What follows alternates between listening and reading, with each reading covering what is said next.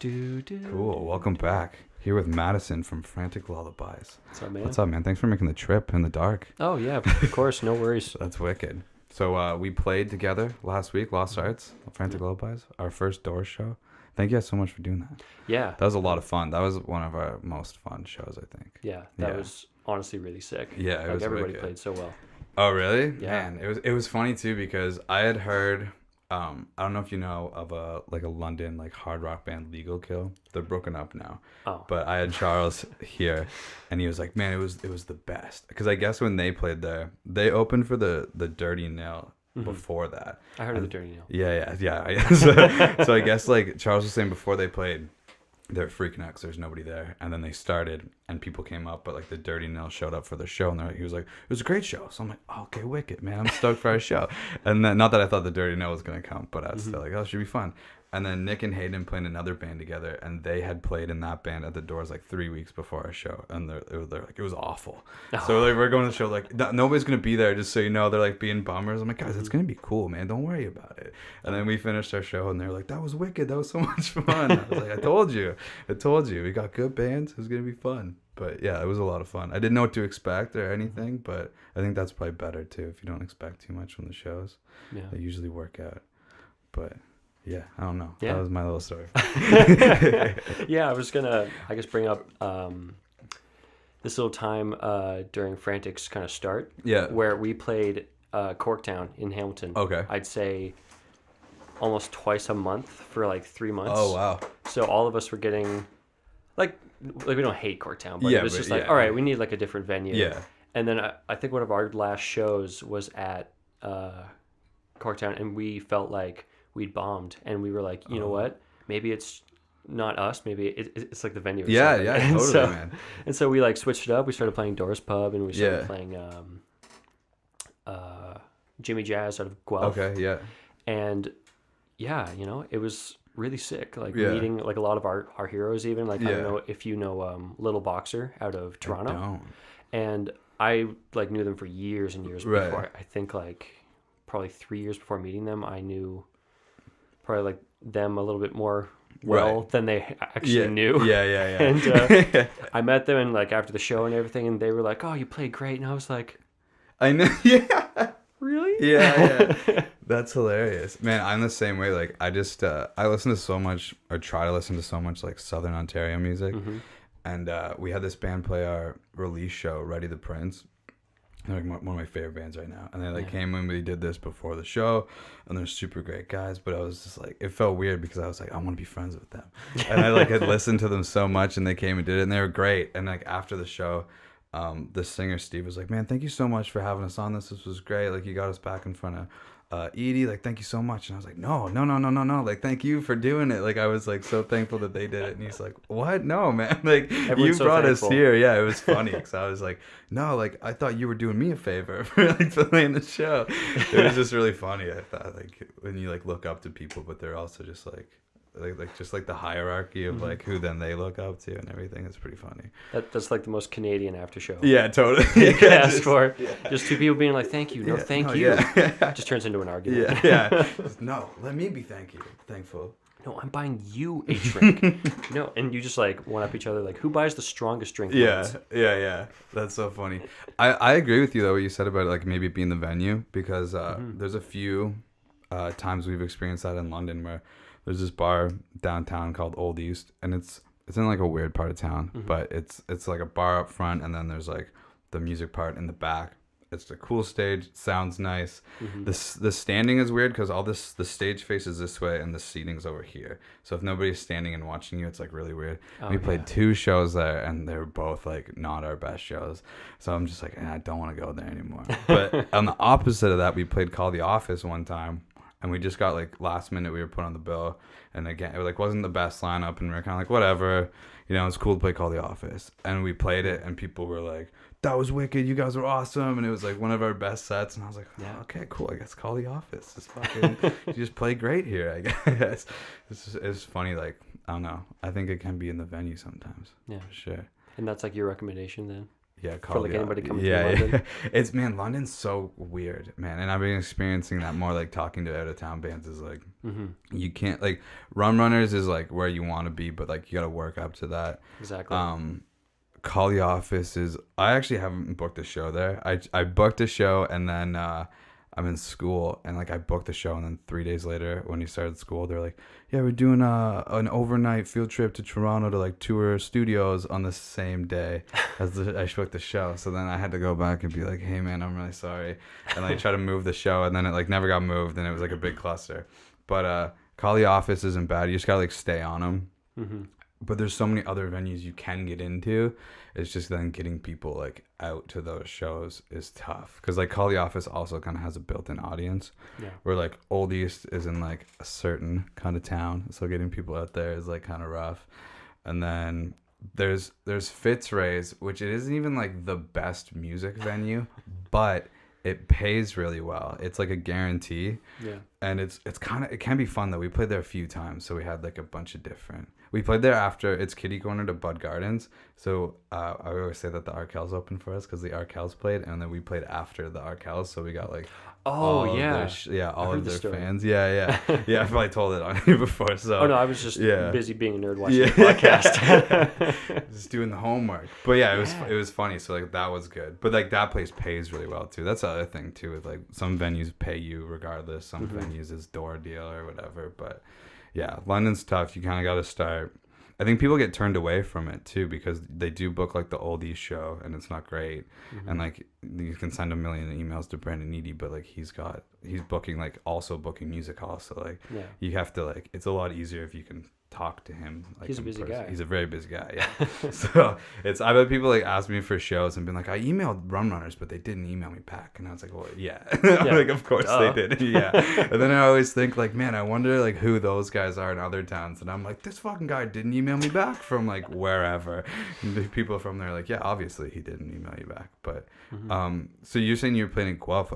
Have you been in any other like cities? Are you guys touring around in other spots? Or we kind of find ourselves on bills quite a bit. Like we get called in a lot. That's awesome. Which is, it's so exciting. Yeah. Like just, somebody is buddies with just someone in another band, and they just want you to play with them because that's one good recommendation. Or like maybe, that the single, like people actually are like, yeah, I can get down to this. And they want to hear more. Yeah. And I'm just like, yes, it's working. Man, that was my thing. I actually, I reached out to Woolly Mantis first, and they had a show in Hamilton like a week either side of it or whatever. Such good guys. Yeah, and they sent me a list of bands, which was awesome. Instead of them just being like, nah, they were like, thank you for messaging us, we can't do it, but here's a list of bands. So obviously, I think you guys were like top of the list or whatever. But yeah, I listened to Insomnia, and I was like, fuck yeah, like I gotta like I want to hear more of this, and it's all you got out, so I was like, I need more. Yeah, so I reached out because I was like, it's not exactly the same as us, but I think it should work, it should be fine. And yeah, it worked out. Everyone actually always says that. Yeah, like that exact phrase is, it's not us, but it could work. Yeah, that's so funny. It's good. What do you guys like? When people ask like what your like genre is or whatever, what do you say?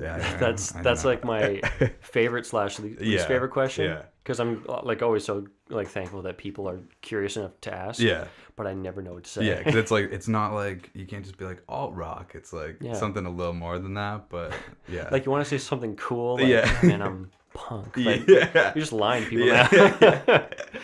And so I kind of give like this long-winded answer, which I kind of don't like to give, but I'll say like as a quick thing, maybe like it's an indie alternative, but then you have people like all of us really like in the band are into something different, so when I'll actually tell a story then, seeing as I'm on a podcast. Go for it. When I first started out this band, it was Woolly Mantis who reached out to me because Frantic was sort of a thing I had for a long time, like a few years, just kind of on the back burner, because I felt I wanted to improve as an artist or like a musician first, one or the other, maybe both. And so I would still talk about Frantic being like a thing. But I guess I was not very clear to Wooly at the time that I was a one-piece guy, guy and like an acoustic, and the way he kind of made it sound was, like you're gonna have like the band and like you got these guys in, it's gonna be sick, and like that was just kind of guys I jammed with before, like in the school at Mohawk, and I was like, oh my God. 'Cause Yeah. I already said yes. So I Yeah. was like, all right, I gotta like call some people. Yeah. I call up my bassist, guitar player, drummer in order. That's Spencer, James, and Jacob. Right. And I'm just like, guys, you gotta help me. Yeah. Like, we don't have a lot of time. We Yeah. got like maybe 2.5 months. Let's try to like just write some stuff. Wow. And so we did. Thankfully, we wrote, I think, like 4 songs. One of them was Insomnia at that point. So that's like one of our oldest tunes. Wow. And it worked. Yeah. And That's awesome. we continued just doing music. James was like the first person to reach out on the group chat, and he was just like, so do we want to like keep doing this? Like, I'm vibing with this. Because like he is like a prog guy. Spencer's like a funk guy. Jacob is a rock guy. I'm like an indie guy. Yeah. And so it was kind of natural that way that Dermot, our keys player, came along a bit later, and he, I think in like a few months, it was just like, yeah, you like really fill out like the sound, man. Like, you're staying. Yeah, please. Totally. Yeah, totally. That's incredible, man. That's all, man. That's like key, like thing number one to the music industry is just say yes and then figure it out later. There's a guy that like we're from the fan shop program, music industry arts, and they're like one of the like founding guys of the program comes in and like does. He like wrote one of the textbooks that we use, and then and then he comes in and does like a guest lecture for the first years, and that's like his big like message is like just say yes, and then you just figure it out later, which is so true. There's been so many times where I've like even been like I don't think we can do that, and then like there'll be a change of events where we could have, and I'm like just do it, Kale. Stop saying no. It's all gonna work out. Yeah. Sometimes it's weird like that. Things just work out, and just you might as well say yeah. But that's so funny, man. And then just from here, you've been doing it. So have you guys, when you recorded Insomnia, did you just record Insomnia, or is that like a part of something bigger? It was pretty wild, actually. We got invited out to our, well, I guess the studio called Birdcage Studios. It's out in Niagara. Okay. Our one friend who actually went to the program, I think he was a third year at the time, Noah is his name. Okay. And he had his friend Damien, and they both, like, either they work through that studio or they rented it out, and therefore, like, naturally, like, would charge us for our time and their time. Yeah.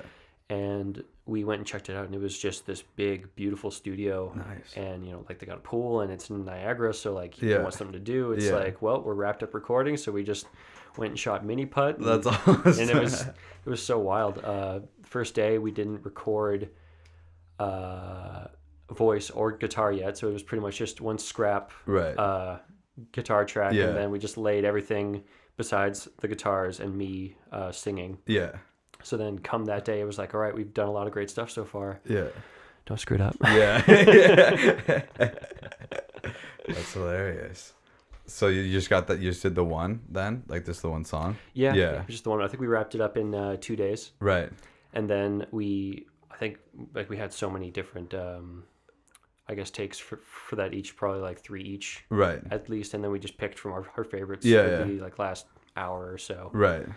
But yeah, no, it was a that's wicked. Wild experience going to like Noah's house, which itself, like, we didn't stay in like a guest room, we stayed in like a guest house. Oh wow. And I was like, oh my god. Yeah. Like for the price, my god, man. Yeah. This that's is crazy. royal treatment. Man. Yeah. That's awesome. That's so funny. So you guys have plans then to go back and like they have like an EP in mind or anything like that? Yeah. If they still like want to do stuff with us, which I have no reason to say no to them. For sure. Probably no reason to say no to us. Like, we'd love to have at least 4, maybe 5 songs to an EP or something. Yeah. That'd be wicked. Mm-hmm. That's the move for sure. That gets the ball rolling even faster too. I noticed. Like I was trying to do like the singles thing, and then I realized that I think it's better to just like get your like body of work out or get a piece of body of work out and then go from there.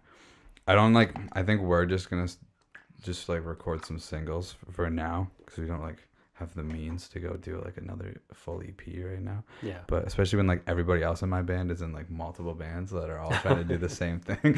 They're like, money's tight, dude. Like, all right, we'll figure it out. But because now I also like doing like a full EP is gonna take some time. So we can like consistently like be rolling out songs every few months. I think that's the move. I don't know. But I just noticed that like for us, it like people started kind of taking notice a little bit after we like put the EP out. I think it's a little easier. And with that said, that means like you're the songwriter then. Yeah, well, kinda. Okay. So I do a lot of songwriting, but now it's more of like a band effort. Like the first song that we put out, "Explain Me Away," was a song that I had written before I even came to London, and I like demoed it, and then I lost it on hard drive until we like put along with like a bunch of other songs, and then we started this band. Well, me, Hayden, and Drake got put into a band for school with another person. And then, so like, long story short, we like jammed my stuff without the girl one day, got Nick, and then I just had all these songs. So even like some of the first songs we started playing were just because like we didn't have songs. We don't play most of them now. They're just songs I had.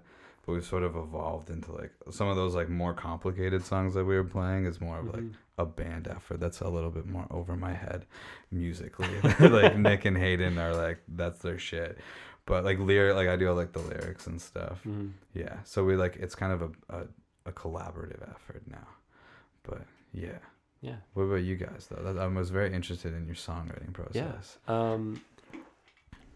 I guess to keep on this like train of insomnia that's like we've been talking about, seeing as it's the only thing I've put out, we've put out, is that like the lyrics sort of came like out of haste first, because it was that we had like that 2.5 month sort of deadline, and we were like, it'll make sense later. It's fine. But I was actually going through like quite a bit of insomnia, like through my early 20s, where I like wouldn't sleep for like days on end, and like I tried everything just to try to sleep, you know, like meditation, things like like I was like introduced to ASMR through this, and at first I was like, this is weird, but like it's kind of nice, but like, and then like you find favorites and you're like, I don't want I don't know.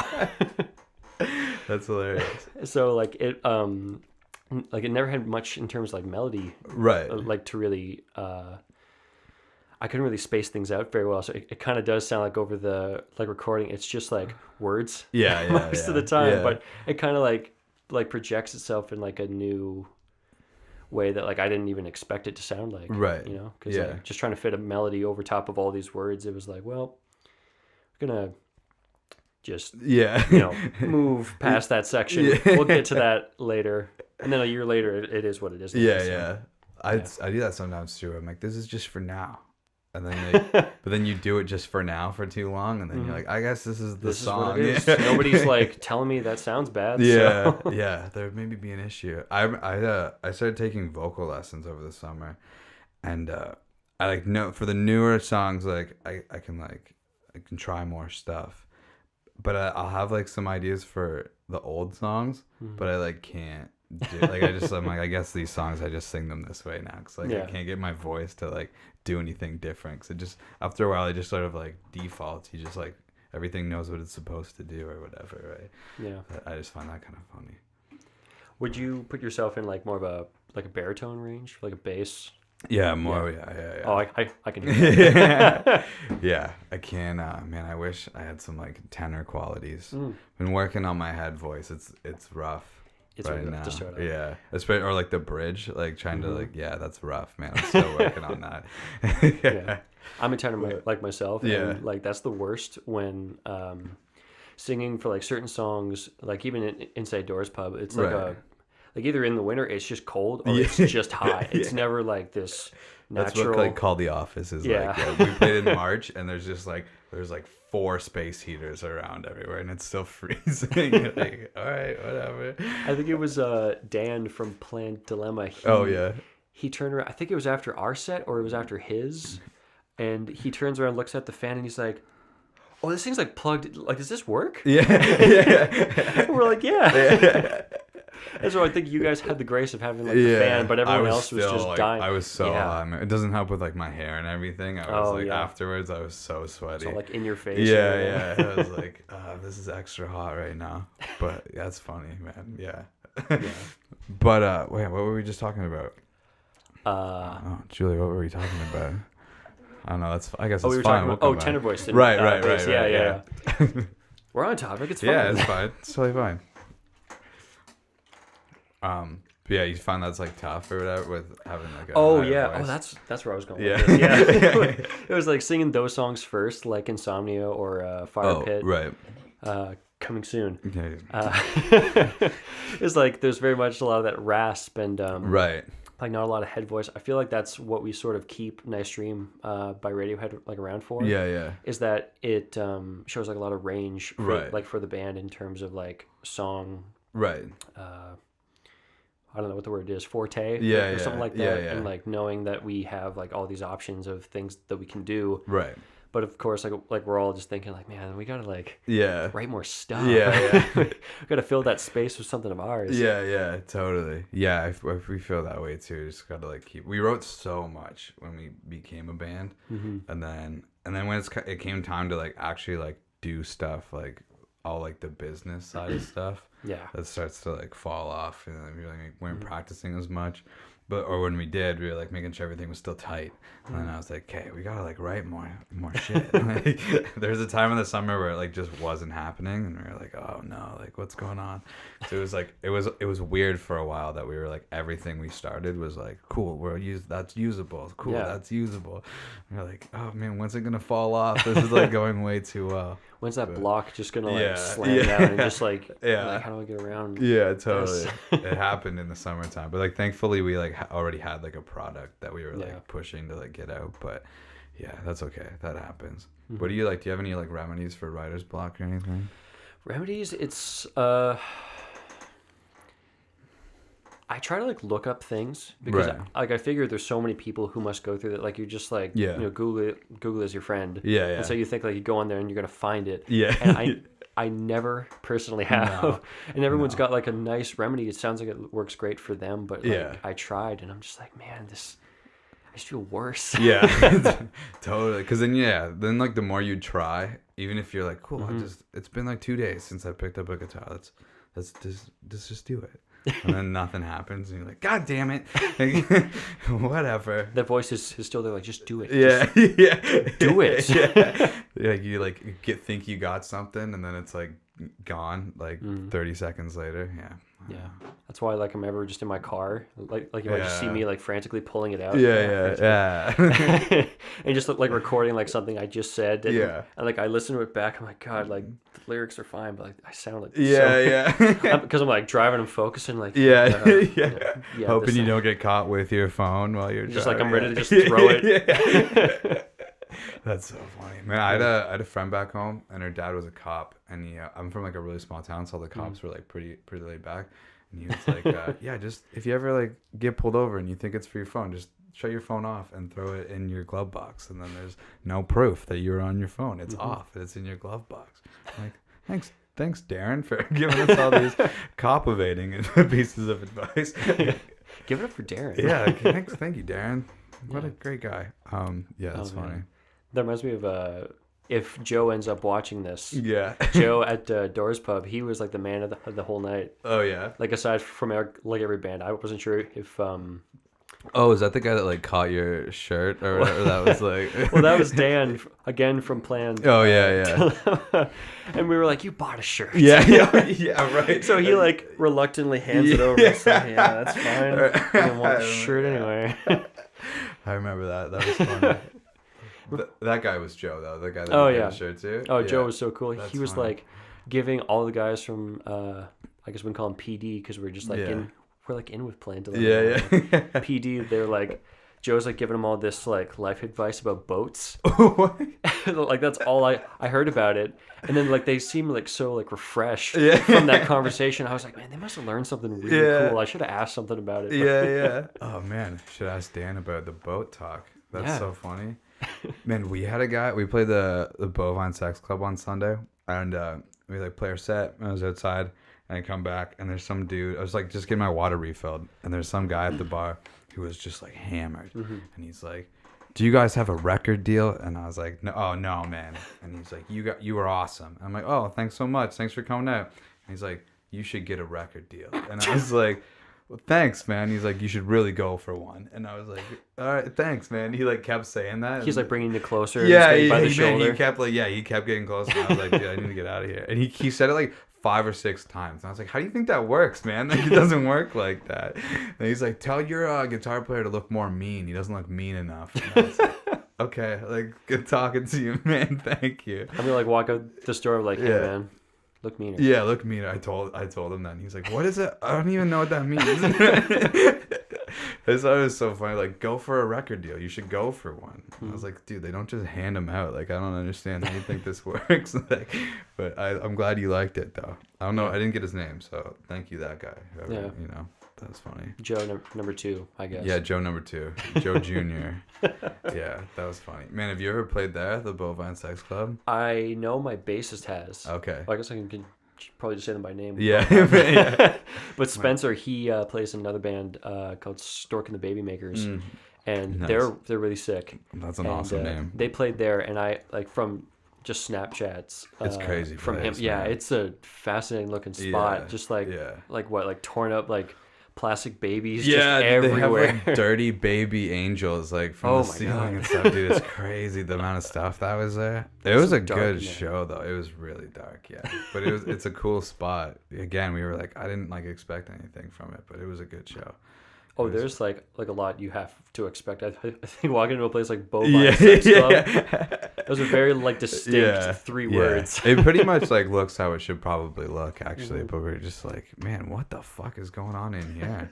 It was crazy. It was crazy, but it's a good spot though to play too. Yeah. I don't know, man. I was like emailed so many places just to get like a few shows. And, Yeah. like, no, man. Like nobody responds at all.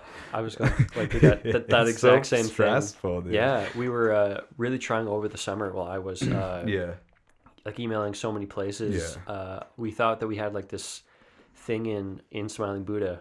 And Okay. like we had like a date set up, so I figured it was kind of like that same. All right, pressure's on. Yeah, yeah. Here we go. It's gonna Yeah. be like that kind of thing. Yeah. And then through another band called the High Loves, Okay. they were saying that like Smiling Buddha at the time, or like very recently, it was going through like some sort of Okay. weird thing with their managers. Yeah.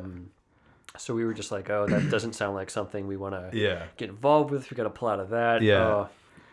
My girlfriend Maxine, she saw me like go through like emailing people and then emailing me back at like I think 6 different places, and I Yeah. was just like, wait, oh yeah, this guy from Yeah, that place. yeah. And I was like, wait, who was that guy? Yeah. I was doing that. I'd be like walking around like the living room, and Julie would be talking to me, and then I'd be like, yeah, and she's like, "Oh, you're not listening to me?" And I'm like, "Sorry, I'm like dealing with these emails right now."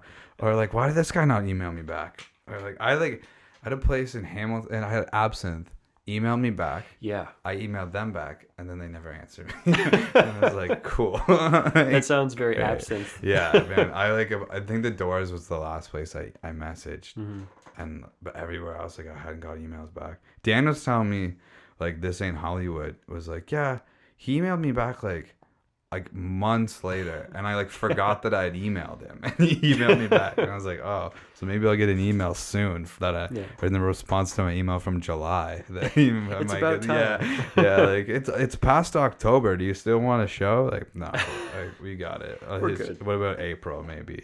But yeah, man, it was so stressful. Yeah, But yeah, we I get guess a it's lot of part of it. Yeah, like Doors Pub, Corktown. We get a lot of those. Yeah. Casbah too is. Oh, yeah. It's so dope in Yeah. Casbah. I'll have Yeah. to check that out. I don't think I checked that one out. Yeah. Hamilton actually has like a lot of places to play. It Yeah, seems they like. do. Yeah. It's weird. Like I'm born and raised Guelph. Okay. Like first like 20 years of my life. Right. And so moving out here, or not here, but out in Hamilton, Yeah. it was so just this weird thing where just like you can just go do anything at any time. Right. It's not like bands and things are very like secluded to like Thursday through to Saturday. Right. And then Sunday is kind of like that weird, maybe somebody's playing, maybe Right. there's like an open mic you can go and like Right. perform or just chill out and listen to some cool people. Yeah. So like knowing all these different bands, all these people who are just like, you know, maybe they're just jamming over some jazz standards, or like Right. they have like this big show planned, and it's like 2 sick bands from Toronto and like that awesome band that's like also from like 2 years ahead of you. Right. And, like that's how I found Yeah. Gung Ho Catalyst, who Okay. are I believe still not together, but they were like the guys who really like just gave me like that Right. kick in the rear. Yeah. And just made me think like, man, this can work. Right. Like out here, this could totally work. Yeah. Guelph, it's a different animal, but I really pride like I'm proud of the people who really make it work out there. Right. Man, Guelph is another place like have had a hard time getting responses from, which I've heard is normal. Yeah, very normal. Yeah. But yeah, man, I don't know. I keep I'm hoping now though, like now we got like a little bit of traction, it might be slightly easier, but I keep hearing that from like people that I know that are like doing it and have been like played everywhere. You just gotta be consistent. Yeah, just be consistent. Yeah. I saw that you're playing a show with Lost in Japan. Yeah, we're doing that. Doris Pub again. Right on. I think that's November 14th. I have this written down somewhere. Yeah, they're doing like a huge tour right now. Yeah. They're good guys. Oh, they're Addison's also been like so sweet. Relative. He's been pretty helpful. They're good. They're a year ahead of me in MIA. Oh. Yeah. Oh, so they go to Fanshawe too. Yeah, they were Fanshawe. Yeah, they were. Okay. Yeah, they were like second years when we were first years. And yeah, they just like did their release show a couple weeks ago. It was pretty cool. Yeah, they're good guys. That's cool that you're playing with them. Yeah. Yeah, they're wicked. Who else is on that show? Do you know? No, they invited us. So I think, so far as I know, it's just them and us. Okay. Which is reason enough, by the way. Yeah. To come and check us out. Yeah, totally. Yeah. That'll be a good show. Do you have any inspiration like outside of like music, say like with just I don't know, like a random like old man passes you and you're like, yeah man, that ballad I was thinking about. Oh yeah. Sometimes I do stuff like that actually. Sometimes I try to I was trying to think like write this song for I like kind of did it, but it wasn't exactly what I wanted. Yeah. I was always fascinated with like people that you just like see on the bus or like people that you just see like driving by you that are just kind of like extras in your life. Yeah. You know what I mean? But like Very they have their like character. own story. Yeah. Like they have their own shit going on. But like for you it's just like some dude that like drove by you in a fucking Jetta. Or, you know what I mean? I always try to like I tried it one time and then it went a different route. Yeah. But like that's always been like a song I've wanted to write. And so sometimes I just people watch a lot actually. Yeah. Like it's I think really that's fun. the thing to do. Yeah. I don't know. What about you? I feel like it comes a lot like also from people watching. Yeah. I used to do like a lot of that back in Guelph when I was busking. Right. Because hard gigs. Yeah. Open mics and busking. That's pretty much it. Totally. And never any expectations on money because I'm more there to people watch. So it was a lot of nice dreams. So I know that song really well. Yeah. But I got to meet like a lot of the people out there who were just like, you know, genuinely homeless and like, you know, I have nowhere to be. They're just here chilling out. You know, like listening to some tunes I'm playing. I got to know them really well. That's awesome. This dude's name, I can't for the life of me understand when he says it. So I just call him Mumbles. Oh, no. Because like as soon as you get him like talking about himself, it's very like paragraphical. Right. You just lose him completely. Right. That's so funny. And so he like would talk about himself and you think him as like that background character, but then you hear about his life and it's just like, oh my God. Yeah. Like, yeah. You've seen some stuff, man. Like, that's what, crazy. You're like 54. And that's crazy. Like that's wild. Yeah, that's crazy. You know what else I was just thinking about last summer or last like year around this time. I worked. This is the worst job I ever had. I worked at a call center just down the road. It was incoming calls only, and it's called the Bradford Exchange, and they sell like the tackiest shit of all time. Like old people call in and like buy it or whatever, right? So it was a terrible job, and I didn't care about it at all. So cause they always like wanted you to upsell and shit, and I just like didn't. And they'd be like, you're really hurting the team, and I'd be like, yeah, I don't know what to tell you. Yeah. So it'd just be like dumb, like, oh, I didn't upsell. They bought a plate with a cardinal on it. What do you want me to upsell them on? You know, so stuff like that. But this one guy called in, and his name was Fernando Estrada. And he gave me like the best life talk of all time. Really? Didn't know who I was or anything. He just started like, sometimes people would do that. They just like keep talking to you after the phone call was over. And then you were supposed to try to get them off the phone to keep your call times low, right? But I didn't give a shit. So like this guy's like giving me this like life lesson, and I'm like, I think I have a notepad somewhere here with like all the shit that he was. I was just like on like all of these like sticky pads. I was just like I wrote his name down, and I was like writing all this stuff he wrote. And I always wanted to write a song about Fernando Estrada, and I haven't got to it yet. Like you got to name it that too. Down. Yeah, obviously for sure. Yeah, I would just like sing his name for like 2 weeks after that, and Julie would be like, "What are you doing?" And I was like, "This guy has changed my life." He was just like giving me all this wisdom and shit. I think he was like in one of the wars or like whatever. I don't know. He'd seen some shit, dude, Yeah. and he was telling me about it. It was pretty crazy. Yeah. Yeah, I don't know. Sometimes I try to like read, but I don't read as much as I should. Yeah. And that's the one. I did it. Our one song, "Waist Down," is like loosely based off of 1984 because when I was reading the book, I was like, well, there's like all these lyrics in here from like Marilyn Manson and like Rage Against the Machine and like all these bands. So I was like, I'm just gonna like try it and see what comes of it after I read it. But I've never done that again. So I was like, that's probably a good idea. Read a book, try to write a song about it. But I don't ever read as much as I should. Yeah, it's tough. It is. You gotta make time. I I've been don't stuck on read the fast. same book for like 2 years Man, now. same, dude. I've been reading this book for like I think a year almost. Oh, I'm almost done it. I have like 100 pages left. Mm-hmm. But and the problem is I'll read it. Like I'll spend like a weekend and I'll read like a bit of it. And I'm like, cool, I gotta finish this. I can finish it like by the end of the week. And then like 4 weeks goes by and I'm like, fuck. And yeah, I stopped. I shouldn't have put it down. Mm-hmm. But yeah, man, I don't know. Are there any like we've been talking a lot about like kind of like local-ish bands, so like yeah, we've been name dropping a lot. We've been name dropping a lot. Are there any bands that like you really like that you haven't played with yet that you want to play with? I sincerely hope if Gung Ho ever comes back, that they give us a call, man. Yeah. And that, you know, we're still going strong. They're like, making that comeback. I would, you know, like regardless of if I'm on the builder or not, I would totally go to that show. Like they play, I think like Toronto, Hamilton. They played Peterborough a couple of times. Right. And that's like 200 plus K out there, and I would totally make it out to that. That's awesome. Who else do I want to play with? Probably not a band that I haven't played with, but like one of the first bands that we ever played with. Mauve Grove. Okay. I will play with them over and over. It doesn't matter how many times I play with those guys. Like they're all so chill and they're such music nerds, all of them. Oh, that's awesome. And they all have like, you know, just such interesting lives. And you just like can talk to them for like 2 hours, and then it's like, oh, it's time to play music now. Yeah, that's awesome. Vibe out. That's awesome.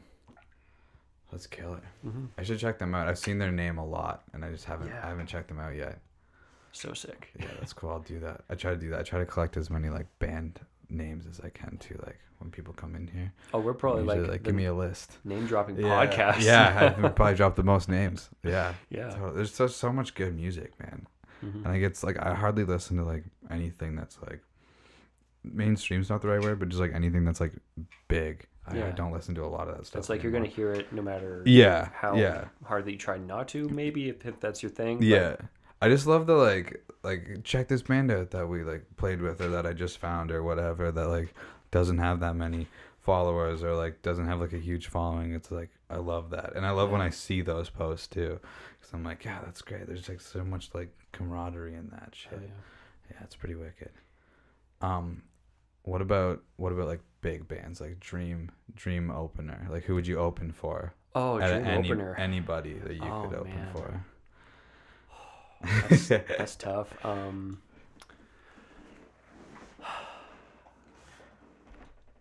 It wouldn't fit. That's okay. but Andy Schaaf. Okay. Andy Schaaf, he's like just this very quiet, like Saskatchewanian folk singer kind of guy who just like I think he came to me in my first year of college, and he was just amazing, man. Like just his like power of like acoustics and just like that hint of like you know, fuzz or something that he just puts on his music. It's just so good. That's awesome. I don't know him either. I'll check that out. What's his name again? Andy Schaaf. Andy Schaaf. All right. I'll remember that. I'll go back and listen to that. That sounds cool. Mm-hmm. That sounds really cool. Who else do you listen to that you want me to listen to? That I want you to listen to? Yeah, you want me to check out. What do you love right now? Man, that's a toughie. Probably gonna have to edit out like a lot of space of just like me thinking. I do this to everybody. And every time people are like, man. 1 minute. Anybody at all, huh? I'm trying to think like who's on my like rotation right now. My drummer and I, Jacob, we just saw Gorillaz live. Okay, cool. And what was the That band? must be awesome. Oh, it was so good. Yeah, I bet. We had to like cut out early because he's like pulling like 40+ hour weeks, and he was just Oh. kind of sitting there like, Yeah. man, I have to be up in like 7 hours. Dude, I hate that when you're at a show and you're like, no, I'm so tired, I have to get up tomorrow. He who was it who opened? The Internet. Oh, okay. They're I don't know that. they're so good. Yeah, the internet. They're so good. Like all of them just are doing just like the right thing Yeah. all the time. Yeah. And you just get so jealous watching them. You're Yeah. just like, fuck, how do you just do that? Yeah. That's awesome. Yeah. That's killer. Anybody else? Anybody? Anybody else at all? You know what? Like this isn't a band, but I've been like thinking about like this movie for years Nice, now. a movie recommendation. Yeah, movie recommendation, and maybe like a show recommendation because Okay. they're both like on Netflix. Hopefully, still because every time I tell people about this stuff, it's like just go on this like quick to use thing, and you'll find it. Yeah. And so it's called Waking Life. Okay, Waking Life. And I got shown it in high school. Yeah. In like our like arts and crafts thing. Yeah. And I think I was too young at the time, man. Like it wasn't as much of an eye opener because like you kind of like have this expectation as like a 17-year-old kid, like where's the explosions? Yeah. And it's sort of like this recorded and then animated over sort of collection of essays from like thinkers of our time. Oh, okay. And it is so sick. All Like right. Waking Life. Yeah. Did you Google it? The movie's on Netflix. Oh, okay, wicked. Yeah. Well, there you go. We'll be watching. Add it to my favorites or my list, whatever it's called. Yeah. Dude, yeah, I'll check that out. I never got a movie recommendation before. I should just start asking people like, I don't watch any TV. Give me some shows to listen or to watch. That's funny. Oh, if you want a show, then you give me a gotta show. you gotta pick up BoJack Horseman. Oh yeah, I watch BoJack. Oh. I watch BoJack. Absolutely, like you have to. Yeah, of course. I'm also bad with shows though, man. Like I have like a bunch of shows like that I put them on, but then I'll be like on my computer, and then like 4 episodes go by, and I'm like, fuck, I gotta go back now. I have no idea what happened. What's going on? Yeah, man, I've been doing that like.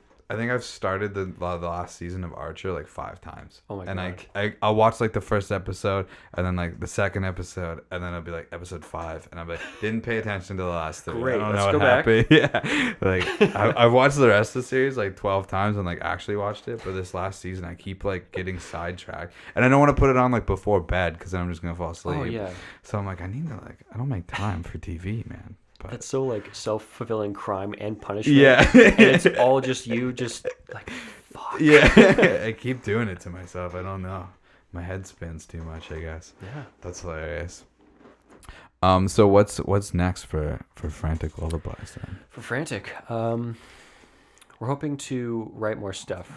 Yeah. For sure. Like that's something we've more or less only had on the back burner because we're all pretty much either people who go to Mohawk and do that full time and do other things also on the side, which is hard to balance. Yes. Yes. Or we're, pulling so many hours out of the week that just like we have to commit to just work. Yeah. And I do both, so it's like, oh my God. Yeah. Yeah, definitely. But we definitely hope new stuff to come and to have that EP hopefully recorded by the next year. Awesome. And yeah, that's Yeah, pretty just much go us from there. for right on. now. Cool. You just like playing shows as you guys get asked, or you book some every now and then, or Sometimes we, more than not, do we like actually just kind of get offered them. So, so we're pretty freelance like that. Right. But we also love to book like every now and again our own show. Like, Right. We have this other band, Dizzy Mystics. They Okay. reached out to us. They're from Winnipeg. Cool. And they said on. like, hey, like you guys are like locals. Do you think you could probably just handle this, seeing as like people? And Right. all this? And we're like, yeah, that makes sense. Yeah. So, like we undertook it. We immediately went for Planned Dilemma. Yeah. Shout out to Dan and Yeah. everyone from there. Yeah. Dan's a good guy. We're all And, friends with Nick from or Dan is anyway. Yeah. So that's how we know them. Ooh. Whoops. Whoops. That's on the Yeah. capture. Yeah. That'll go on the bloopers reel. Yeah. I have to just cut that part. Oh yeah, you can see that little Out of the spike. wave, yeah. But yeah, Yeah, that's awesome. yeah, that's pretty much where we're at right now. Right Just on. getting those all set up and Yeah. make sure that those songs get out to the ears and the masses. Yeah. For sure. That's the tough part, man. Getting Play people shows then to with listen. Lost Arts. Yeah, dude. Definitely. we'll definitely do that. I was saying, yeah, that's the other thing too. When I was like putting all these shows together, I was like finding bands that like I like. And then like that you like, so I'm like, if we're gonna go do these, we might as well try to like make friends while we're out there and like do that thing, right?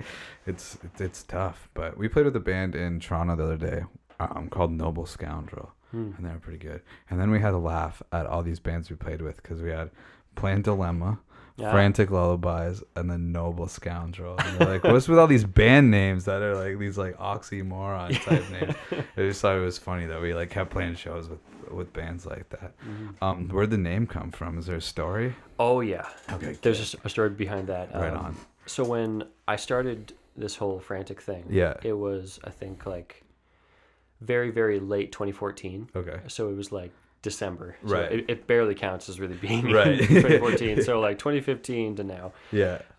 I just wanted people over to my house just to okay. jam because cool. I had this idea where it's not about more how talented is everybody, how like adept is everyone at their instrument, just like just bringing sort of like the community together because like when you live in Guelph and just like it seems like your pickings are very scarce or anything. I just thought let's just put it all in the same room and just see what happens. So we did that, and there was this one girl who was there. Her name is Sequoia Lehman. Okay. And that's she's an awesome like, name. I name. know. Sequoia. She's got a sick name. She's like an artist. She's a contortionist. Oh, jeez. Obviously, though, that makes sense. Yeah. I've seen her fit into a suitcase. It's so bizarre. That is weird. I've never experienced a contortionist live in person. Yeah. That'd be weird, man. Just in your living room, somebody just gets into like a suitcase. I don't know. Just about casually that. having a conversation, just folds into a pretzel. To you, and just watching, like, oh my god. Yeah. What is happening right now? You can do that? Yeah. Am I supposed to take you somewhere now that you're in that? That's funny. Yeah. So rightfully so, like with a person like that, who like brought a name like that, I was like, dude, you win. Yeah. That's awesome. So you were just doing it as sort of like a jam thing then. Yeah. I kind of just invited all these people over, and then like they sort of self-eliminated, like themselves because they realized like, oh, I don't know if I want to take it to a stage. Like I didn't really have any expectations. It was just sort of like, hey, let's jam. If you want to do more, cool. If not, all right. Yeah. So it was kind of, I think it was like 3 of us left at that point. Yeah. And we were gonna like try to do some stuff. We got together like very, very rarely. So it was by the time like all of us are going up to college and all this stuff. We were like, you know what, I'll just take it. Yeah. And just keep it on the back burner. And if it comes up again, people want to like keep that name, keep sort of that idea going. Then, So that's awesome. I think this is like the third wave of it I've seen, and honestly, it's just so sick. Yeah, it's awesome. That's killer. Yeah. So what about how did you like come up with like the name of it? She had Sequoia. She had a art page just on Facebook. And it was just called Sequoia's Frantic Lullabies. Oh, okay. And I just posted in like the group chat at the time, like that is a sick fucking name for a band. Yeah. And she's like, yo, it's trademarked. Just kidding. Yeah. That is awesome. Yeah. That's great. Is there much behind like the Lost Arts? No, man. So we did a radio Western like live thing the other day, and then an interview like at Western University. And we had 2 interviews on Tuesday, and we like never done interviews before. And the story behind the name is so boring that when we got asked on Radio Western, I was like, we need to come up with like a story that is the name. Yeah, because like it was. I told like the actual story, but it's just all it is that my parents, and when I lived for a year with my brother in Kitchener. And so this was like after high school, I had like all these songs that I was demoing, and I just like I didn't want to use my name. And then, so I was like trying to think of a band name, and my parents kept saying things were lost arts, but like things that didn't make any sense that they were saying it, or they were like cursive writing is a lost art. So one day to my brother, I was like, I'm gonna name a band Lost Arts, and then the first album's gonna be cursive writing. And we were just like joking. And then like as I was like getting these demos together and stuff, I was like, I actually like Lost Arts as a name. And then when we started this like 2 years later, Nick was like, some bands had started in MIA, but a lot of them were like like my friend Anella that was at the show last week, her Yeah. band's Anella and the Early Hours. So he was like, do you want like Oh, that's Caleb? good. And it is a great name. That is a good name. They're awesome. You should check them out. Hayden's also in that band. They're like a cool like indie rock band. So, and I was like, no, but like I was like calling my stuff Lost Arts if you guys want to use that. And they're like, yeah, like all right. And then it's funny, our prof Mike Roth, who is former A&R for Sony Records, he signed Our Lady Peace to Sony. And so, Wow. so like we get to fucking work with him and like play for him, and it's very intimidating. But he liked us, but all year last year he was like, I hate the name, you gotta change it. And we were like, no. And then people in the class were like, no, I actually really like it. And like people kept coming up with like their own meanings and stuff. And Mike was like, I still think you should change it. But so I've been thinking about like just, I don't know, a funny story that we can come up with that's better than me just telling that story, because it's just kind of like boring. Just gotta make it up. You gotta make something funny up. Yeah, because Addison from Lost in Japan like won't tell you if you ask him. Really? Yeah, he's like, So mysterious. because it's kind of like the same thing where he's like, the real reason's dumb. So like, I would rather you just like come up with your own thing than me tell you and you'd be like bummed out about it. So in case we ever start doing like more press and stuff, I need a good Have to story. come up with a sick name. Instead of people just be like, man, they're boring. Their name sucks. Yeah, totally. So I've been recently thinking about that because I don't want to keep telling that story. Yeah. Yeah. So for future reference, I'll think of something. I don't know. You'll like delete like this. Yeah, one, and then like, I'll like overdub it, and there'll just be like a pause, and then I'll put in the story, and then we'll continue. You just walk in on like a green screen of yourself, like and just like ignore that, but like here's the reason. Here's the real story. Yeah. I'll mute it, and then it'll just be like me talking for 2 minutes, and there'll be nothing, and then it'll go back into, that'll be funny. Cut to me with like my hands on my head, like holy shit, yeah. That's so crazy. Yeah, right there. That's where we'll bring it back in. That's awesome. I don't have any more questions, but I mean, we can keep talking if you want to talk about anything else. I'm a talker. I don't shut up. Yeah, then that's good. Some people, actually, I've been pretty lucky as of late. But when I started doing this, like some people just like didn't talk. And then I didn't know what I was doing, so it was like really rough. So I was like, dude, I don't know where we go from there, from here. Yeah, 'cause I just started doing it with my friends like before I got to like bands. But I've been pretty lucky as of late that like everybody's been pretty chatty. I don't know if you know who Charlie the Kid is. I watched that one. Yeah, you watched that. That one, man. We talked. That podcast was long, and we talked for like another hour and a bit after that. Like afterwards, yeah, it was weird though. It was crazy. That's good though. I love that. Like same with Ready the Prince. When we stopped, I'm putting that one out next week. I think it's like just over an hour. But like me and Steve talked for like another like hour afterwards. But which is good. Yeah. It's bad when it's weird. When they just leave. Like after you just hit cut. It's like, well. Yeah. We're gonna take a quick picture and we'll go get you out of here. Yeah. It's people. It's good though, because it's not really supposed to be just like a straight up interview. You can talk about whatever, right? Yeah, watching like a lot of these, like, definitely watching like the one with Sages, like Basic White. I actually played a show with those guys. No shit. And it was so sick. I love those guys. Yeah. Man, me and Riley just met when he came in. Like that's our first meeting. That was your first meeting. Yeah, man. That was such a chill meeting. I know, man. People actually like. I think that one's like the best. People keep like anybody that watched that one is like that one's really good, man. Yeah. He's awesome, dude. They're probably one of my favorite live bands. I think I've seen them a few times. Yeah. I just like they played Legal Kill's release show last year, and that was around the time I'd started getting like. Well, Katarina, like Sage's sister, Katarina reached out to me, so like that's how that started.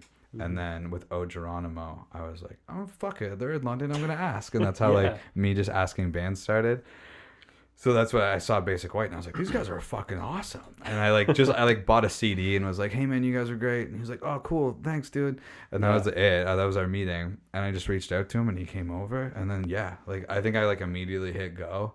And that was like, it was not weird. And then he left and I was like, that was good, right? And Julie was like, he's coming back for like a beer, right? Yeah. Man, we actually, that's like the joke we have too with each other too, is we keep being like, we gotta get beer sometime. And then we never get beer. We should jam sometime. yeah, exactly. And then, no, man, Basic White guys are awesome. They've been really good to me.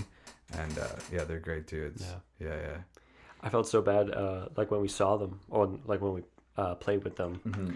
that they were the first band up, Okay. and so like the crowd was like not lively. Like it's like Yeah. 9 p.m. Nobody showed up yet, Yeah. and it's just like they're And they're so high energy. and they're so high energy and they're Yeah. killing it. Yeah. And we're just sitting there like, oh fuck Yeah. yes. And like nobody's doing anything up in the like front row, so we like just move closer because like Yeah. like not a lot of us are like dancers. We're, Yeah. we're weird. I'm like the same way though. Yeah. Too. Yeah. I don't do that either. And then I'm like, where is everybody? How come Yeah, nobody's up here? exactly. Oh man, like Spencer goes hard. Like Yeah. he'll go the entire thing just out front, and all of us are just chilling in the back, Yeah. like, just getting ready. His warm up is just like, Yeah, just yeah. gonna get loosey goosey. Right. That's so funny. But man, I've seen them play to like a full Rum Runners room, and I've seen them play to like there's 20 people in Rum Runners, and it's like they kill it every time. Yeah. They did a house, like a secret house show that Julie and I went to because they released a single, so they were doing like they did like a secret show for their single. Okay. And it was wicked, man. I was so nervous to go because like nobody knew was going, and I'd Yeah. like just met Riley from them. I'm like, oh fuck it, we'll go. And it was unreal. It was like one of the Mm-hmm. best nights I've ever had. And it was, yeah, they fucking know how to throw a party. They know how to put on a show. They're good guys. They're really good guys. We've never played a show with them, and I want to get something going. We're just in like different spots right now. But yeah, they're good dudes. Yeah. Yeah. Did you check any other ones out? Of their stuff. No, of other episodes. Oh yeah. I checked out the one with you guys in Personal Space. Oh yeah. And That was actually- an early one. That was an early one. Yeah. And I actually didn't realize until then like how far you guys go back. Oh yeah. Like, Well, Lost we were in Rights this. and Yeah, Personal we were in the same year together. Space. Yeah. Yeah, yeah. They're good guys. I have to ask, just out of curiosity, Yeah. how old is their bass player? Will? Yeah, He's not that young. How old's Will? He's probably like 20 at least. we figured because like they let him in 21, the yeah. Doors pop. He's got to be at least 19 plus. Yeah. I think he's everybody like Nick and Hayden are only 20. Drake's old. Drake's like, well, I don't know how old you are. I shouldn't say old. We always make fun of him for being old. I don't know. This is, How old is Drake? Drake's 26. Really? Yeah, and then I'm 22. I'm 23. Okay, perfect, cool. Because we always make fun of Drake, and then our friend Jordan, who's like 28, we always just make fun of like how old they are. But yeah, I think Chris is 23, I think too. But yeah, we're all in the same year, so we go back Oh yeah. like 2 years, I guess. But like everybody's pretty close. Part of the crew. Yeah. We go hard. Yeah, it was good just to like get out with them too. We're doing one Mhm. more show with them in Oshawa on Saturday. But it's nice to like, especially when we're all going out of town for the first time. It's like Yeah. it like makes it less weird too. Like when Yeah. we have to like Bring in all go these meet and friends. everybody. At least like there's a group of us that like know each other, and then like Yeah. we can like it's easier to meet people that way when there's like a group of you or whatever, right? But yeah, they're good dudes. That was an early episode. Yeah, I hope it's got better since then. But that one was good though, because like we can go off of each other. Yeah. But some of those early ones, I wanted to have Bodhi Jar back because that one was like kind of weird. That was an early episode too. Yeah. Those guys are good. You listen to Bodhi Jar? I don't think I did. Gotta No. check them out. They're from London. Two of the guys are from my hometown, but they're like a prog band. They're really fucking good. They played our release show too. They played before us, and I wanted them to go last because they are so good. Yeah. And they were gonna be bringing a lot of people out, but he was like, "It's your release show. You should go last." So I'm like, "All right, we'll go last." So they're playing and they're killing it, and we're like, "All right, cool." And we thought they were done, and they went overtime a little bit, which was fine. And they like play, and then they do like this wicked cover of Sabotage, which is also an unfair cover to play because it always wins the night. It's so hype. So they go over, and then they start sabotaging. Drake and I just look at each other, and we're like, "What the fuck?" Because now we gotta like, first we just gotta go follow them in general, Yeah. and then we gotta go follow them play Sabotage. Everybody's like losing their shit, and we're like, "God damn it, guys!" It was funny though. Like we finish, and Andy the singer comes in. He's like, "Guys, that's how you do a release show. Well done." And we're like, "Thanks, man." And then their bass player Tony comes in, and he's like, Tony's like super cynical, dude. And he's like, Yeah. "Man, like we went over, we went like 15 minutes over." And Andy's like, "No." And he looks at me, and I'm like, "Well, you went over like a little bit. It's all good." And he's like, no, it's not good. It's not okay. I was like, dude, it's totally fine. Don't worry about it. I'm not going to stop you. He's like, no, you should have stopped us. Next time, stop us. I'm so sorry. I was like, dude, it's all good, man. It was funny. Like, we know those guys pretty well, but it was really funny. And he's so nice. And he's just like, I thought we were good. I was checking. I'm like, no, it's all good, man. Like, it was a great show. It's not like you were sucking and then you went over and it was just a bummer. Like, it's not a big deal. Yeah, it's not a big deal at all. It was a funny moment for sure. I saw that you had Crownlands on here too. Yeah, dude, that was weird. That's crazy. So sick. It was like me and just like some of my housemates, because like 3 of us in Frantic live like in the same house, and like I forget which EP it is, but they played like the first song. I think it's off their second one, and just. They play like those 2 opening chords, and like you hear how big it is, and it's just the 2 of them, and we all just look at each other with that big bright eye. Yeah. Yeah, dude, they're unreal. They're 2 of the nicest guys around. Oh, they're so sweet. Man, do you know what have you seen them live? Oh, yeah, well, that's how we saw them. Oh, okay, yeah. So their trick too, man, is they have Justin Melly as their sound guy. So they just have a sound guy, and that's key. Like that's why it sounds so great when they play it too, because they have a guy that like knows when to throw delays, knows when to like do whatever. That's really smart. Like, that's a huge key to their sound. They're fucking awesome guys. We opened for them one time too. We're actually like 2 weeks after we did that interview. Really? They were in town for a show, and then they came back on a different tour with the Lazies, and we opened for them on that show. That was cool. It was a bit of a weird interview. That was the last one I did before I took a break, because it was just I was also like in disbelief that they came and did it, and I wasn't as prepared as I should have been. And they've done like real interviews, and they've been on TV and shit. Like they've opened for like Sam Roberts. Yeah, man. They like just did a Primus tour, and they did a Coheed and Cambria tour. Yeah, man, they like blew up. They're killing it right now. Yeah. So that was right before that happened too. But no, they're super cool guys. I'm pretty sure they're not on tour right now, and they live in Oshawa, and we're playing Oshawa on Saturday. So I'm gonna reach out, see if they'll come. I don't know if they will, but this will come out after. So maybe they came, maybe they didn't. I don't know. Hopefully they came. Yeah, hopefully they have time. Yeah, but they're so nice, man. They were like super nice to Julia, and like it's really cool. They're cool guys. Yeah, that was weird to have them on. Charlie the Kid was trying to get me to when we were done. Trevor was like, you should get the Dirty Nil on here. And I was like, yeah, all right. He's like, just ask, what's the big deal, just ask. And I'm like, maybe, I guess, I don't know, try it out. I haven't decided if I'm gonna message them or not yet. Yeah, worst case they just like don't respond, and then whatever, like obviously they're not gonna respond. No's a no. It's yeah fine. Yeah, exactly, no's a no. But it can be like Crownlands was on. So, like, I don't know. Obviously, the Dirty Nil's bigger than Crownlands, but Crownlands is a pretty big band. So oh, yeah. Huge. Who knows? Yeah, they're awesome dudes for sure. So, yeah. Plus, it's easier now for me to get other bands, because I'm like, Crownlands did it. And they're like, oh, yeah, you guys must want to do it now. Yeah, it's awesome. I haven't been turned down yet, but if I reach for the Dirty Nil, that might be a no. The no or the maybe. Or the maybe. That'd be, if they did it, if they said yes, though, that'd be crazy. Yeah. Yeah, I might have to reach out. I want to get I don't know if you know a band who I've mentioned probably every episode for the last 5 episodes. This band Cleopatra. Oh my God, yes. You know them? I did. I actually they gotta come on.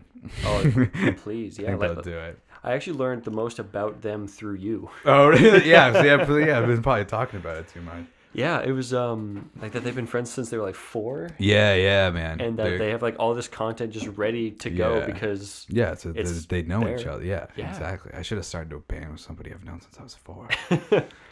Hey, I tried. Yeah, it's tough. They didn't play an instrument. Yeah. They never picked up music. Yeah, man. I'm hoping like that band Ready the Prince I was telling you about. They're like they're best friends with those guys, and now us and Ready the Prince are friends because Ready the Prince is really cool guys. Yeah. So they're playing a show with them in December in Toronto, and we're gonna go down. But that's the thing. Like Steve from Ready the Prince was like, "I'll fucking hook you guys up. They'll for sure do it. We'll like play a show or something." I'm like, "Fuck yeah." That's my goal right now. I want to get a show with those guys because they're blowing up. They just came back from Europe. They did a huge like UK tour.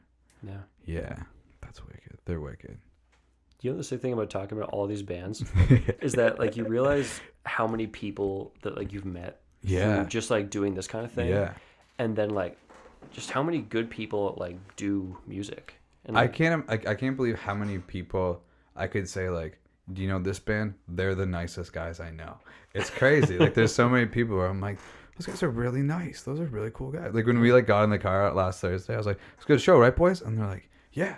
I'm like, Frantic guys are awesome. And I was like, yeah, I fucking told you. I knew it. I book good shows. Like, that was I was like, I don't know. I mean, obviously I don't know by just listening to music if you're good guys or not. Yeah. But, like, Woolly put them on the top of the list. Like they they must be good guys. Yeah, totally. No, that's and like the Noble Scoundrel band we played with the other day. They were fucking cool guys too. They were really cool. They were more like party animals though. Oh, or like the singer wasn't. The singer was like really reserved, but the rest of the band were like ready to go. They wanted to party all the time. But they were super nice guys too. But yeah, it's awesome, man. The amount of people that you meet and like the amount of people that just like want to like. For like me anyway, that like wanted to like come and hang out and like shoot the shit. This has been so helpful for me, like running a band. Yeah. Too. Like the amount of things I've learned just from that, or like pick people's brain, or like I help like or like people come out here and we like chat, and then they're just like, hey man, like if you ever need anything, just like hit me up and I'll do whatever I can. Like, oh yeah. Okay, cool. Like that's not why I did it, but I really appreciate the fact that now I have a new contact or whatever. Yeah, it's pretty wicked. It's pretty unreal. I was going to say something I totally spaced. Yeah, I'm sorry. No, it's totally fine. I talk a lot. Oh yeah, well me too. But this is what happens. Is like you divert. Like I talk for so long. I'm just like, man, what was I talking about? Oh yeah, I know. I do that tenor too. And bass stuff. Yeah. There's been a couple times where I like start a point and then I have to do some like. In the basic white one, I remember I had a point, and if I listen back to that episode ever, I get mad because I'm like, that's what you wanted to say this. But I tried to tell Riley something about Mike Roth, and then I was like, do you know who he is? He's like, no. So I explained it to him, and then I'm like, fuck, what were we talking about? And he's like, I don't remember. I'm like, well, okay, well, whatever. To move on. And I remember I listened back to that, and as soon as like, because then you like hear why you started it. Before you like divert, and then you're like, God, no, like I remember my point. I wanted him to know it was that. So profound for like 2 minutes. I had like 3 more minutes to that point. Yeah, totally. And then you just get distracted. I don't know. Oh well. I'd rather there be like too much content, too much to say. Yeah, that's funny. Oh yeah, I think it was about running a band too. Oh yeah.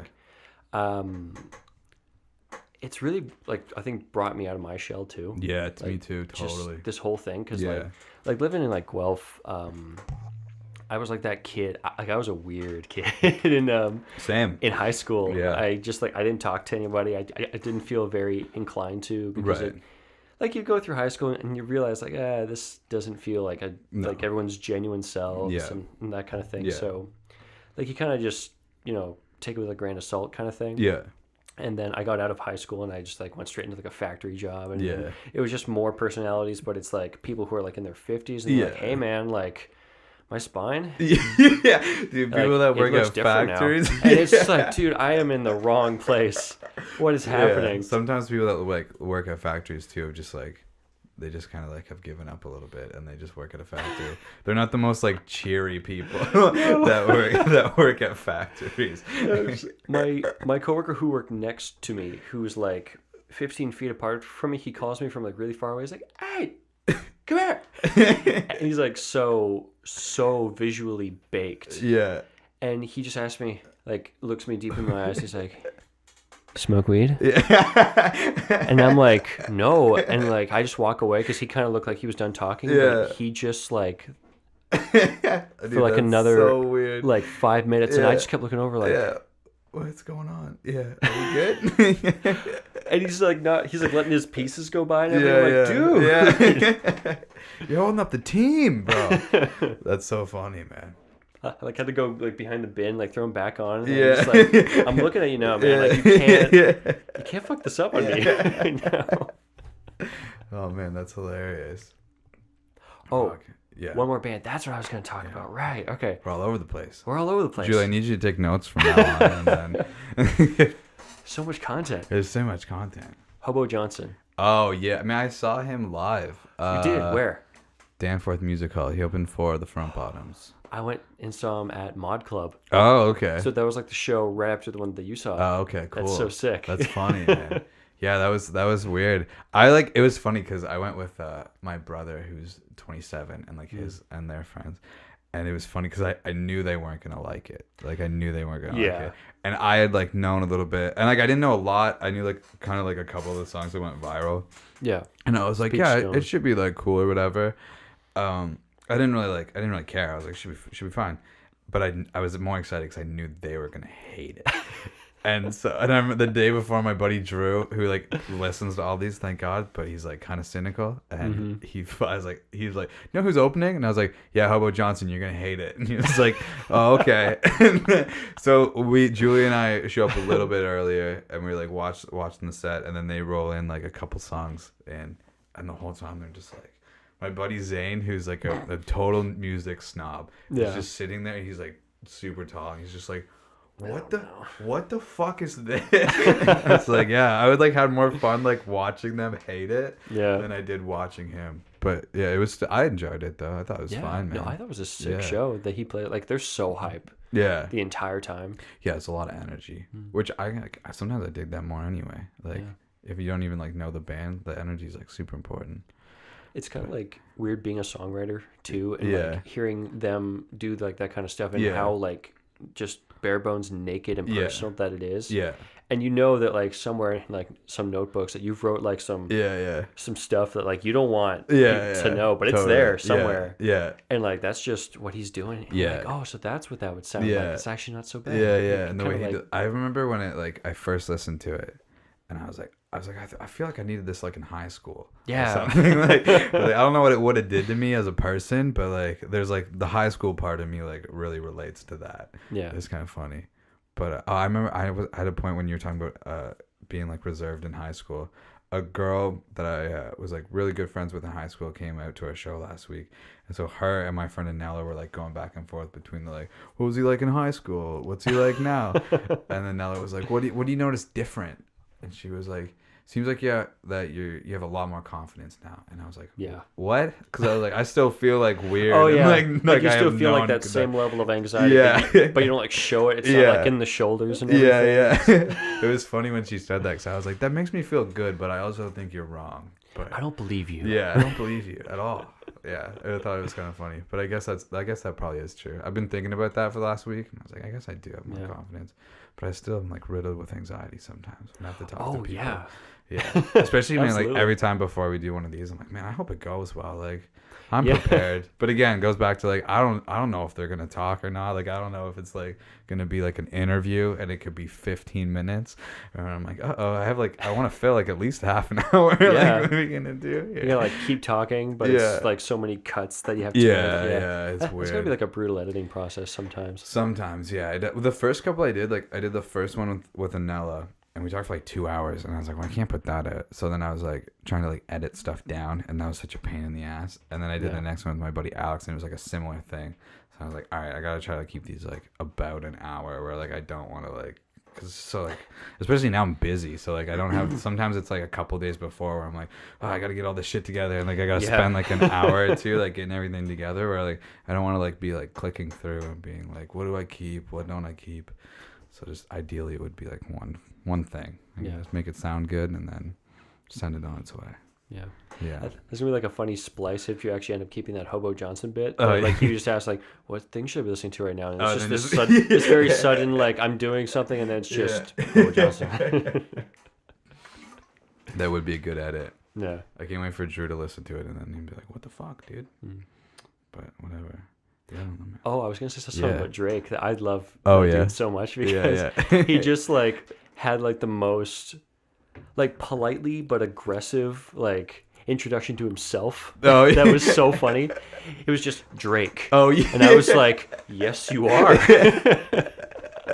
That is Drake. That is Drake in a nutshell for sure. He owns it, man. He's so fun, man. He's hilarious. So like he has this drum kit, and it's like the most pop punk drum kit of all time, because when he was in high school he was like a total pop punker, and so it's like it's got this like checkered wrap on it. It's like a white and red checkered wrap. I already love it. Yeah, see, so it's awesome is he hates it. Like he hates it so much.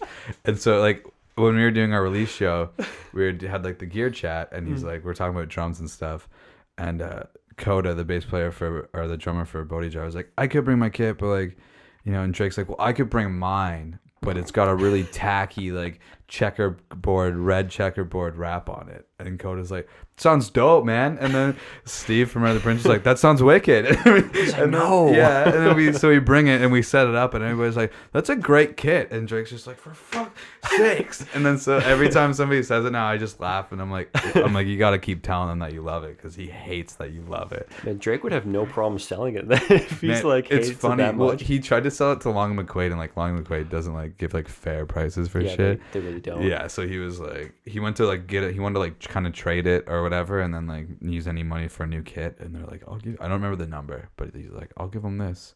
Oh yeah, there it is. That's from our music video shoot. Yeah, yeah, wow. Man, he hates that. He's got a different snare now. I can't remember if he sold that back to them or not, but yeah, dude, he hates that thing. It's a good kit. It looks so solid. Yeah, it's a good kit, and he more wants to like take the wrap off of it and paint it, and he just has never done that. He should like out of just total vendetta just paint over it. Yeah, just paint over. Yeah. Just so like it goes like but like a really light color. Yeah. So it's like one coat. Yeah, it's like a terrible job. Fuck. Yeah. So, still hate it. Yeah. And everybody's like, that kit looks like garbage, and he's like, yeah, finally, I know it does. It looks the way I feel about it. Yeah, now nobody else can enjoy it either. Yeah, that's funny, man. I can't sell it. It's mine. Yeah, I can't say it. Well, that's the thing. It sounds good, man. He doesn't like the way it looks. It's so funny. He's funny like that. We fuck with him all the time. That honestly looks like a very similar setup in drums to how Frantic does too. Oh, yeah? Just that like big bass drum. Yeah. Sort of like that. Like it looked like a smaller floor tom. Yeah, it is. Yeah. That was really sick. Small. He has a bigger one, but he doesn't use it. Man, he fucking hits hard. Yeah. Yes, he does. Yeah. It was funny. We were there. When we recorded, we had Dan Broadbeck, who was the coordinator. He's also a Juno Award-winning mix engineer. Right. Yeah. I've heard this guy's name. Yeah, he's a great guy. And so he helped us out, and he mixed and he mastered the EP. And so when I went in at the end to like just talk to him about it, he was like, he's like, so it's like, it was great. And he's like, he goes, I triggered like a lot of your drums. So like, he's like, your drums were like technically done at Sound City. And I'm like, oh, that's cool. And he's like, yeah. I was like, Drake just didn't hit hard enough. Like if he manned up and like hit the drums a little harder. And I'm like, oh yeah. I'm just like, I can't wait to tell him, right? I'm like, cool. Oh, and man. he's like, yeah, it was great though. So I tell the guys, and everybody's like, that's awesome. Because like that's what everybody says, is like Drake beats the shit out of his drums. He does. But like in a professional manner where he's not gonna wreck anything. And so you tell Drake, and Drake's just like, what the fuck? Like what? I was trying to be like, no, I don't know. He's like all like flustered about it. I like to remind him of that every so often because he gets pretty upset about it. More is more. Yeah, just fucking it just hit it, man. No, it was good though. It sounds good. The triggers were probably right anyway. But it's funny. I don't know if Noah probably didn't keep this take of Jacob recording drums, but there was this hilarious take where they just had like this gel like laying around that like they just put all over the snare. Yeah. So like it doesn't make that bah kind of noise. It just makes a doom kind of noise. Yeah. But he left it on. So we're taking like a for real take, like take 2. Yeah. And you hear like the bass and the snare go, and then just yeah, it's just everything like on the same level. Yeah. And just this clear just away from the mic. That's awesome. I think we had some outtakes like that. I think we had some good ones. Carl saved a bunch of them though. I had one time, this was not with the band. We were doing like a recording project for first year where we had to like lift a song. So I was doing my vocals and I was chewing gum while we were doing my vocals. And in the middle of you have that one? In the middle of the take, I swallowed my gum. Oh, and God. so I was just like, and then like my buddy looks over and I was like, I swallowed my gum. It's the grossest thing, but it's kind of funny. Oh, God. So I was trying to like save it, but it was like right in the middle of a verse. And I was like, yeah, I guess that happened. That's like a ringtone worthy thing. I haven't heard it in a while, but yeah, it was good. And I should ask Carl about our, there's a few on the EP that were pretty funny. Let's go. I mean, if you're gonna be recording, you might as well, You gotta have the outtakes. Yeah, for sure. That's funny. we had this is totally off topic, but going back to the like whole us going through Niagara, like we just decided to play like mini putt, and like the woman at the kiosk to let us in, she was telling us this hilarious story where this dude who came up to Damn, that's a lot of time. It's just an hour. It starts at an hour. Yeah, gotcha. we're not at 2.5 yet. I was Yeah. like, wow, I really can't stop talking. She's like talking about how this dude genuinely thought that this volcano that was like part of the mini putt thing that was Niagara Falls, and she was like really like just letting him like, all right, haha, like that's funny. Yeah. And he's like, but is it? Oh my god. And she was like, no, you're not. You're not serious. Yeah. And he's like, well, is it Niagara Falls? And she's like, yeah, that'll be $10. And he like just went down like the street and came back and was like, that's not Niagara Falls. And she's like, I know. You just saw it, right? Oh my god. Yeah, if you're gonna be that stupid, like, that's crazy. He's like, I want my $10. And she's like, you had fun, right? Yeah. Like that's a story for later. Like I went to like Niagara Falls and thought like this fountain was this cliff pouring so much. Yeah. I don't know if it's a good story for that guy to tell though. Oh yeah. Like if he's like really like okay with if he can laugh at himself, for sure. That's funny, man. That's really funny. Shit, we should probably wrap this up though, just in the interest of like people listening to it. Yeah, just so it's like enough. Yeah, it's like a good... Also feel like you guys to like edit down. Yeah, totally. Well, man, thanks so much for coming. We'll do this again because it was very easy. Yeah, of course. And we'll play shows or whatever. We should jam sometime. That's how the name came from. Because in MIA, like especially in first year, that's like it just accidentally became a joke because when you like meet new friends, you're just like, we should jam sometime. And so when I did it with Anella, I was like, didn't have a name yet, and I was thinking about calling it We Should Jam Sometime, and she's like, yeah, that's the name, that's it. I'm that's like, it. Okay, cool. And I like wasn't sold on it at all, but that's what I named it, and then later people were like, that's a great name. Because like as a musician, it's funny because like you say that to people all the time, and it's just that thing where like you don't even necessarily like don't mean it, but like sometimes it just like it never happens. Exactly. So, like you just say it all the time. It's like, yeah, we'll have a beer, like you. Yeah. I mean, like me and Riley, we'll get beers sometime, and then we just don't do it. Yeah, that's funny. But cool, man. Thanks a lot. Check out Frantic Lullabies everywhere. Insomnia on social media. Cool. Thank you.